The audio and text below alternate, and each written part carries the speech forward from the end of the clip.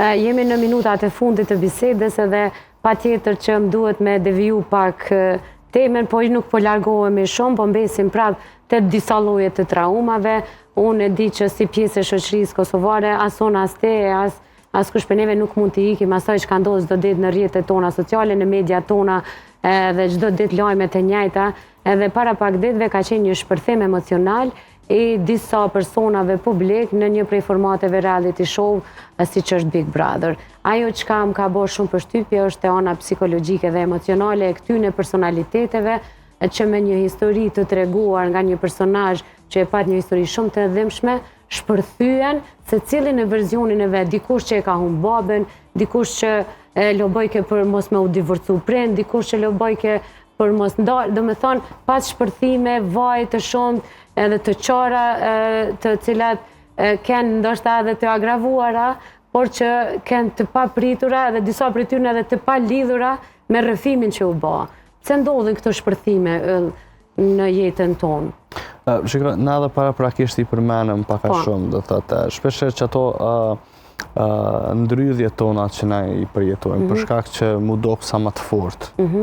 Por na nuk kemi nevojë një jetë gjithmonë me qenë të fortë. Na duhet me pranu që jemi edhe qenje të dobta, dhe me thonë okay, është me konë edhe i dob. Është okay me konë edhe emocional, edhe i ndihshëm edhe të gjitha.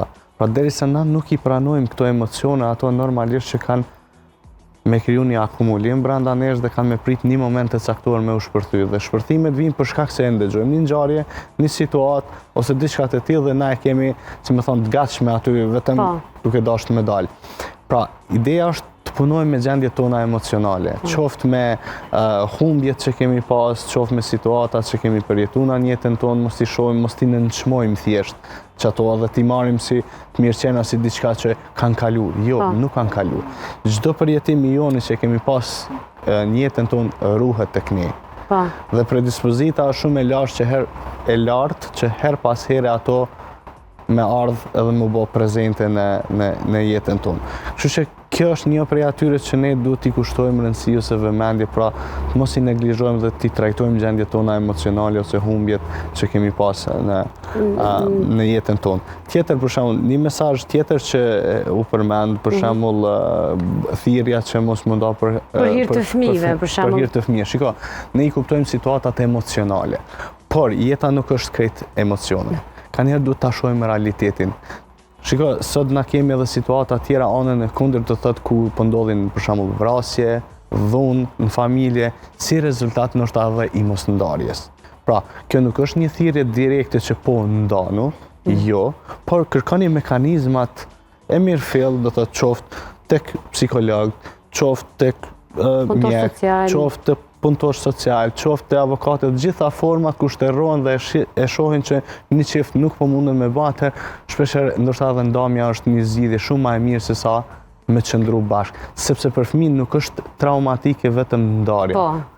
Është edhe qëndrimi i një partneriteti ose dy prindër që janë shumë toksik me njëri tjetrin, do thotë shumë më traumatike shpeshherë është për fëmijën vetë prezenca e tyre se sa ndoshta edhe ndarja. Kështu që duhet ta shohim pak më gjerë këtë situatë dhe jo të ndikojmë emocionalisht dhe të ndrydhemi, sepse kjo tani po ka pasoja shumë më të rënda. Te kjo pjesë yll që i përmende i kisha shtu patjetër që te çdo divorc fillimisht, shumë mirë që i përmende të gjitha llojet e përpjekjeve, edhe emocionale, edhe psikologjike, edhe ligjore për mes me u nda, por gjithmonë unë kisha lobu që ndarja të jetë e qetë dhe shnetshme, sepse boll që është traumë për fëmijët ndarja, po të paktën një ndarje pa polemika, pa xhelozi, pa inate, pa i përdor fëmijët si pjesë herun herti, kjo do të ishte më e dëmshme, dhe kjo është më e dëmshme, se çdo ditë më shumë shoqëni po shtohen divorce jo të shnetshme.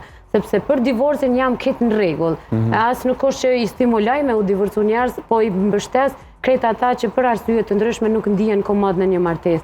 Por jo divorce me inate, me strese, duke i përdorur fëmijët që unë shoh edhe në shkollat ku i kanë fëmijët, ka fëmijë të cilët janë të pabalancuar emocionalisht për shkak të përdoren herë prej nanës, herë prej babës, në festa, në ditë pushime, në të tjera raste. Dhe që kjo është ma e dhemshme. Ne, sigurisht. Prandaj edhe këto situata du t'i shohim pak ma gjërësisht dhe jo t'i kapim vetëm janë shumë, sepse për dikën mundën me qenë nështë shumë të mira, thirrje të mira, mirë po për dikën jo.